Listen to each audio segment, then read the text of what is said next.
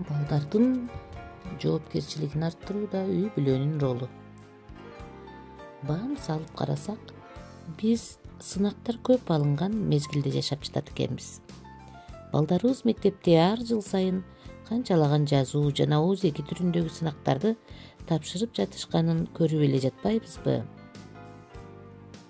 Айрыкча жыл сайын тапшырган көчүү сынактарынын натыйжасы менен баланын келечек жашоосуна, кесип тандоосуна эң чоң таасир берген жалпы мамлекеттик сыноо тестирлөөсү алдыдагы маанилүү иш болуп турат. Ойносо оюнга тойбой турган өмүрүнүн эң кызыктуу балтыркан учурунда алардын жоопкерчилигинин күчтүү болуусун каалайбыз. Бирок балдардын көбү бул жоопкерчиликти анчайын сезе беришпейт. Оюнун баары оюн же башка нерседе болгондуктан сиздин канчалык сабак тууралуу какшап эскертип турганыңызга маани бербей, алар окуунун мааниси тууралуу ойлорду эсинен чыгарып койгон учурлар көп кездешет. Балдардын жоопкерчилик сезимин өнүктүрүү балким ата-эненин негизги милдеттеринен болуп жүрбөсүн.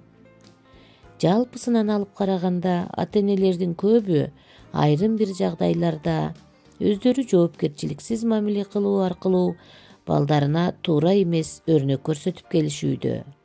Ошого жараша алма сабагынан алыс түшпөгөндөй, балдары да дал өзүлөрүндөй болушуп, өсүп жетилишүүдө.